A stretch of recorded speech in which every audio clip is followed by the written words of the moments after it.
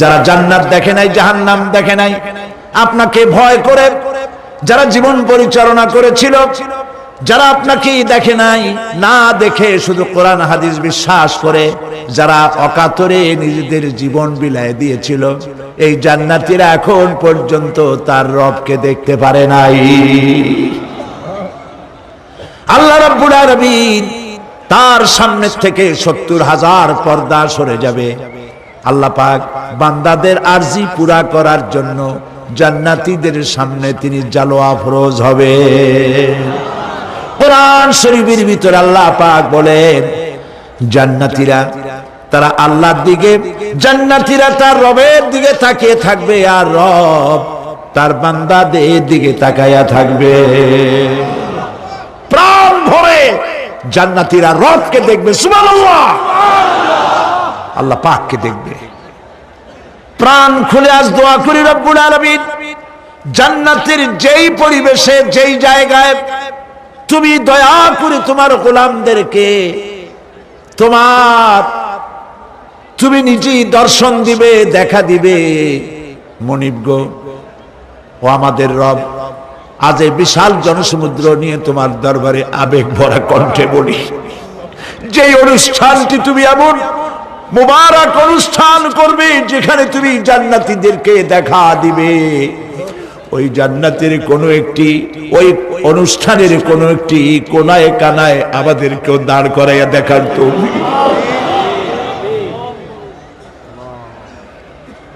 প্রিয় ভাই সব, আল্লাহ রাব্বুল আলামিন মানুষের সামনে এত সব নিয়ামত রেখেছেন, এই জান্নাত দান করবেন। এরপরে আল্লাহ রাব্বুল আলামিন কোরআনে কারীমের মধ্যে বলেছেন, রব্বিস সামাওয়াতি ওয়াল আরদি ওয়া মা বাইনাহুমার রাহমানি লা ইয়ামলিকুনা মিনহু খিতাবা। এসব পুরস্কার রয়েছে তোমাদের সেই রবের পক্ষ থেকে যিনি আকাশ আর জমিনের মালিক। সুবহানাল্লাহ বলবেন না? যার সামনে কথা বলার ক্ষমতা কারো হবে না। এটি একটি মারাত্মক কথা। কিয়ামতের দিন আল্লাহর দরবারে কেউ কথা বলতে পারবে না আল্লাহর নির্দেশ ছাড়া। একটি আকীদা পরিষ্কার করে নিয়ে যান আপনাদের, সে আকীদাটা এভাবে পরিষ্কার করুন, কোন পীর সাহেব, কোন খাজা বাবা, কোন মাওলানা, কোন মুহাদ্দিস, কোন বুজুর্গ আপনাকে সুপারিশ করতে পারবে না যদি না আল্লাহ পাক তাকে কথা বলার তৌফিক না দেন। মনে থাকবে এটা। আয়াতুল কুরসির ভিতরে আমরা পড়ি, মান যাল্লাযী ইয়াশফাউ ইনদাহু ইল্লা বিইজনিহি। আল্লাহ পাক বলেছেন কিয়ামতের দিন আল্লাহর দরবারে কার সাহস আছে কথা বলতে পারে? মান যাল্লাযী ইয়াশফাউ ইনদাহু ইল্লা বিইজনিহি। আল্লাহর ওয়াদা ছাড়া, হুকুম ছাড়া আল্লাহর সামনে কথা বলা সেদিন কেউ থাকবে না। সুবহানাল্লাহ। কেউ কথা বলতে পারবে না। সুপারিশ করতে হবে আল্লাহ যারে বলেন তুমি করো, অমুকের জন্য করো, সেই ব্যক্তি শুধু তার জন্যই করতে পারবে, আর কেউ কথা বলতে পারবে না। সেই কঠিন হাসরের ময়দান, যেদিন শুধুমাত্র আল্লাহ পাক কথা বলবেন, আর যারে বলতে বলবেন সেই কেবলমাত্র বলতে পারবে। সুপারিশ এটি আল্লাহ পাক কিয়ামতে পারমিশন দিলে বলা যাবে। হযরত ইব্রাহিম আলাইহিস সালাম কিয়ামতের দিন তার নিজের পিতা সম্পর্কে সুপারিশ করবেন। রব্বুল আলামিন, আমার আব্বার জন্য সুপারিশ করতেছি, মেহেরবানি করে জাহান্নাম থেকে তারে আপনি রক্ষা করুন। আল্লাহ রব্বুল আলামিন বলবেন, ইব্রাহিম তোমার সুপারিশ মঞ্জুর হবে না। প্রিয় ভাই সব, একটু মাথা খাটান, চিন্তা করেন। উলুল আযম পয়গম্বর, জাতির পিতা। কে জাতির পিতা? চিল্লায় বলুন, কলিজা সাফ করে ফেলুন। মুসলমানদের জাতির পিতা হাফিজ কেউ হতে পারে না।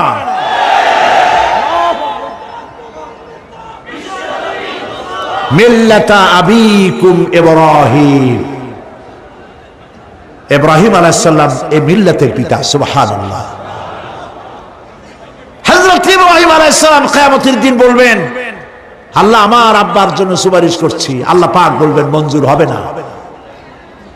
আজর তোমার পিতা হতে পারে, কিন্তু আমার খলিলকে আগুনে ফেলার জন্য নমরুদকে সে সহযোগিতা করেছে, আমি তোমার পিতাকে ক্ষমা করব না।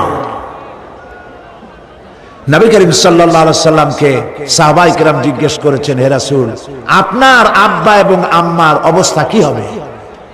নবী করিম সাল্লাল্লাহু আলাইহি সাল্লাম কেঁদে ফেলেছেন, সব বলেছেন, আমি তাদের কোনো উপকারে আসব না। আল্লাহু আকবার। আপনি মনে করছেন নাকি যে ইয়া নবী সালাম আলাইকা বলি অমনি নবী সুপারিশ পাবেন? এত সহজ। কতগুলা রসগোল্লা খাইলেন আর বড় একটা মিছিল করলেন আর অমনি চলে যাবেন? পৃথিবীর সব মানুষ, সাহাবায়ে কেরাম বাদ দেন, পৃথিবীর সমস্ত মানুষ একত্রিত হয়ে আবু তালেব রাসূলুল্লাহকে যে ভালোবেসেছেন, ওর 1000 ভাগের 1 ভাগও সারা দুনিয়ার মানুষ রাসূলুল্লাহকে ভালোবাসতে পারবে? পারবে? নিজের ছেলে আলীকে, আলী রাদিয়াল্লাহু তাআলা আনহুকে আলাদা বিছানায় শোয়াইয়া, ছোট্ট মানুষ হযরত আলী আলাদা জায়গায় রাখিয়া মুহাম্মদুর রাসূলুল্লাহ সাল্লাল্লাহু আলাইহি ওয়াসাল্লাম এতিম মানুষ তারে কলিজার সাথে বুকের মধ্যে আশ্রয় করে দিয়ে আগলে রেখেছেন বুক ভরে। সেই আবু তালেব মৃত্যুর সময় নবী করিম সাল্লাল্লাহু আলাইহি ওয়াসাল্লাম বলেছিলেন, চাচা একটিবার আমার কানে তাওহীদের কালেমা শোনায় দেন। আবু তালেব তার কিসমতে ছিল না কালেমা। মরে যাওয়ার পর একজন সাহাবী বলেছিলেন, ইয়া রাসূলুল্লাহ, মৃত্যুর সময় আবু তালেবের মুখ আমি নড়তে দেখেছি, তিনি কালেমা পড়েছেন সম্ভবত। রাসূলুল্লাহ সাফ বলেছেন, আমি শুনি নাই। এত ভালোবাসার পরেও হাদিস শরীফে এসেছে আবু তালেব জাহান্নামে যাবে। কোথায় যাবে? জাহান্নামে। সবচাইতে কম আযাব হবে কার? আবু তালেবের। কম আযাবটা কি? হাদিস শরীফে এসেছে কম আযাব হলো জাহান্নামের আগুন দিয়ে এক জোড়া জুতা তৈরি করে আবু তালেবের পায়ে পরিয়ে দেওয়া হবে। সেই জাহান্নামের আগুনের তৈরি করা জুতার তাপে আবু তালেবের মাথার ঘিলুগুলো টকবক করে বউ পড়তে লাগবে। এত ভালোবেসে যদি কিয়ামতে উপায় না হয়, আপনি ইয়া নবী সালাম আলাইকা, ইয়া রাসূল সালাম আলাইকা আর কতগুলো জিলাপি খাইলেন, বড় একটা মিছিল করলেন। প্রিয় ভাই সব, এইসব বিদআত ছাড়ুন, এগুলি সুস্পষ্ট বিদআত। রাসূলুল্লাহকে ভালোবাসবেন, সাহাবীরা যেভাবে ভালোবেসেছেন ওইভাবে ভালোবাসবেন। আল্লাহ রাব্বুল আলামিন বলেন, যালিকাল ইয়াউমুল হক ফামান শাআ আত্তাখাযা ইলা রাব্বিহি মাআবা। এই দিনটি অবশ্যই আসবে, সেদিনটি নিশ্চিতভাবে আসবে। আর এখন যার ইচ্ছা সে তার রবের দিকে অগ্রসর হোক। ইন্না আনজারনাকুম আযাবান করিবান ইয়াওমা ইয়ানজুরুল মার'উ মা কদ্দামাত ইয়াদাহু ওয়া ইয়াকুলুল কাফিরু ইয়া লাইতানি কুনতু তুরাবা। ইন্না আনজারনাকুম আযাবান করিবা, খুব নিকটবর্তী একটি আযাব সম্পর্কে আমি তোমাদেরকে সতর্ক করে দিলাম। কে বলতেছেন? আল্লাহ পাক। লক্ষ্য করুন আল্লাহ কি বলছেন, খুব নিকটবর্তী একটি কঠিন শাস্তি, আযাব অর্থাৎ কিয়ামত, এ সম্পর্কে আমি তোমাদেরকে সতর্ক করে দিলাম।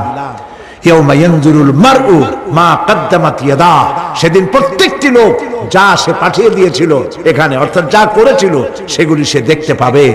আর তখন ওয়ায়াকুলুল কাফিরু ইয়া লাইতানি কুনতু তুরাবা। সেই কিয়ামতের ময়দানে অবস্থা দেখে কাফেররা বলবে, আহারে মানুষ না হইয়া যদি মাটি হইয়া যেতাম। যদি মাটি হতাম, যদি মানুষ না হয়ে না জন্মাতাম, আজ এই হাসরের ময়দানে এইখানে এই বিচারের মুখোমুখি হতাম না। মাটি হইলে বরং অনেক ভালো হতো। এই পৃথিবীতে আমরা এসেছি, চলে যাব। যাওয়ার আগে এই কোরআন একটি বিশাল জনগোষ্ঠী এমন বানাতে চেয়েছে, যে জনগোষ্ঠী এই কোরআন দিয়ে একটি বিশাল সমাজ গড়বে, রাষ্ট্র গড়বে। এমন রাষ্ট্র গড়বে যেই রাষ্ট্রে দুঃখ থাকবে না, অশান্তি থাকবে না, যেখানে সুখ থাকবে, সমৃদ্ধি থাকবে, আর কিয়ামতের দিন আল্লাহর জান্নাতে তারা চলে যাবে। তেমন একটি সমাজ কি আমরা চাই? সবাই বলেন, সেরকম একটি সমাজ কি আমরা চাই? প্রিয় ভাই সব, কিয়ামতের দিন আমরা যেতে চাই জান্নাতে। কোথায় যেতে চাই বলেন? জোরে বলেন। এই জান্নাতে যাওয়ার জন্য দুইটা কাজ করতে হবে। কয়টা কাজ?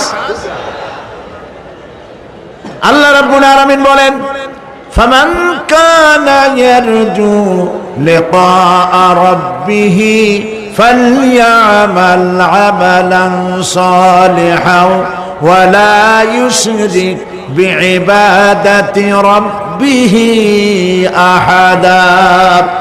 আল্লাহ পাক বলেন, যে বাজারা আমার সঙ্গে দেখা করতে চায় কিয়ামতে, দুইটা কাজ করা লাগবে। বলেন কয়টা কাজ?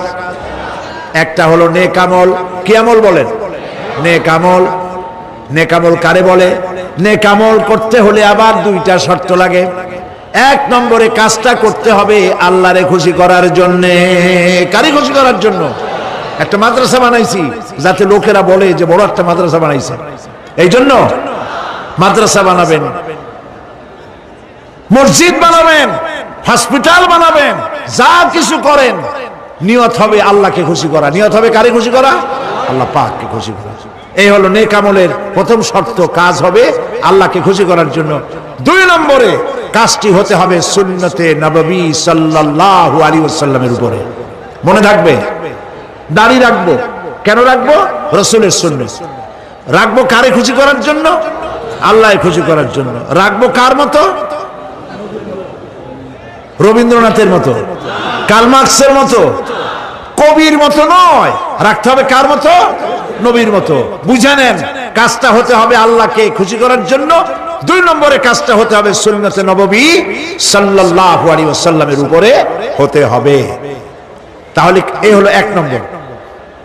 জান্নাতে যাওয়ার জন্য, আল্লাহর সাথে দেখা করার জন্য এক নম্বরের কাজ হলো নেক আমল। বলেন এক নম্বরের কাজ কি? দুই নম্বরের কাজ ওয়ালা ইউশরিক বিইবাদাতি রাব্বিহি আহাদা। আল্লাহ রাব্বুল আলামিনের ইবাদতের সাথে কাউকে শরীক স্থাপন করা যাবে না। আমরা যারা মুসলমান, অধিকাংশ মুসলমান শিরকের ভিতরে মুবতালা হয়ে আছে। বিশ্বাস করেন কিনা বলেন? কাফেরেরা তো মুশরিক আছেই, ওরা তো মুশরিক আছেই, কিন্তু আমরা মুসলমানেরা আমাদের আমলের মধ্যে, আমাদের অজান্তে সবের নিয়তে অনেক শিরক আমরা করে বসি। নাউজুবিল্লাহ। বলেন নাউজুবিল্লাহ। এই জন্য আমি বারবার সতর্ক করি, নিজেকেও করি, আপনাদেরকেও করি। এই কারণে করি, শিরকের গুনাহ আল্লাহ মাফ করবেন না। ইন্না শিরকা লাযুলমুন আযীম। শিরক মস্ত বড় অপরাধ, জুলম, আল্লাহ মাফ করবেন না। আল্লাহর কাছে কাঁদতে কাঁদতে মাফ চাওয়া লাগবে যে আল্লাহ শিরক থেকে আমাকে রক্ষা করো, বাঁচাও। অনেক গোপন শিরক আছে। মাজারে যান, পীর সাহেবের কাছে যান, মনে যদি নিয়ত থাকে উনি ফু দিলে আমি ভালো হবই, উনি তাবিজ দিলে আমার বাচ্চা হবেই, উনি আমারে দয়া করলেই আমার ব্যবসায় উন্নতি হবেই, এইটার নাম শিরক। এটার নাম কি? ওয়াইজা সাআলতা ফাসআলিল্লাহ ওয়াইজা ইসতাআনতা ফাসতাইন বিল্লাহ। যা বলার আল্লাহরে বলো, আর যা চাওয়ার কার কাছে চাও? চিল্লায় বলেন। কলিজাটাকে পরিষ্কার করে যান আজকের মাহফিলে। এই কলিজায় কারো প্রতি কোনো ভয় রাখবো না আল্লাহ ছাড়া। ভয় করবো কারে বলেন? মহব্বত আল্লাহ ছাড়া, এত বেশি মহব্বত আর কাউকে করব না। আল্লাহ তাআলা আমাদের কলিজায় তোমার ভয় এবং মহব্বত দিয়ে ভরে দাও, রাসূলের মহব্বত দিয়ে আমাদের দিলকে ভরে দাও। বিশ্বাস করুন ভাই সাহেব, কোরআন শরীফ আমার সামনে, বিশ্বাস করুন, দেশি পীর বিদেশি পীর, খাজা বাবা দেশি এবং বিদেশি, কেউ আপনার ভাগ্য বদলাই দিতে পারবে না। এই পিছনে দৌড়ায় দৌড়ায় কোনো লাভ নয়। এতক্ষণ মসজিদের ভেতরে বসে আল্লাহর কাছে কাঁদেন। ওয়াকালা রাব্বুকুম উদউনি আস্তাজিব লাকুম। তোমার রব বলেছে আমারে ডাকো, আমি ডাকের সাড়া দিয়ে দেব। সুবহানাল্লাহ। আর আল্লাহ বলেছেন আমার ইবাদতের সাথে কাউকে শরীক করবে না। খবরদার। আলাইসাল্লাহু বিকাফিন আবদা। আল্লাহ প্রশ্ন করছেন আলাইসাল্লাহু বিকাফিন আবদা, আমি কি আমার বান্দার জন্য যথেষ্ট নই? চিল্লায় বলুন অবশ্যই যথেষ্ট। আবার বলেন অবশ্যই যথেষ্ট। কলিজা সাফ করে ফেলেন। সম্রাট শাহজাহান, দিল্লির সম্রাট, হাবিজাবি সম্রাট না, দিল্লির সম্রাট। এখন কোথায়? কবরে। কবি বলতেছেন শাহনে জাহাं को जिन्हें फक्र से देते थे बाज, शाहने जहां को जिन्हें फक्र से देते थे बाज, वाज कब्र में है सूरह अलहम्दु की मोहताज। সারা ভারতবর্ষ যারা ট্যাক্স দিয়ে নিজেকে সৌভাগ্যবান বলে মনে করত, সে আজ কবরের মধ্যে ভিক্ষুকের মতো সূরা আলহামদুর মতো একটি সূরার মুহতাজ হয়ে ভিক্ষুকের মতো শুয়ে আছে। সম্রাট শাহজাহান মসজিদে বসে আছে, এক ফকির ঘুরতেছে। লোকেরা কয় ছোটবেলা থেকেই তোমারে খয়রাত করতে দেখলাম, ভিক্ষা কি জীবনেও যাবে না তোমার? লোকটি বলছে আমি ভিক্ষা করবো ছাড়া আমার উপায়টা কি?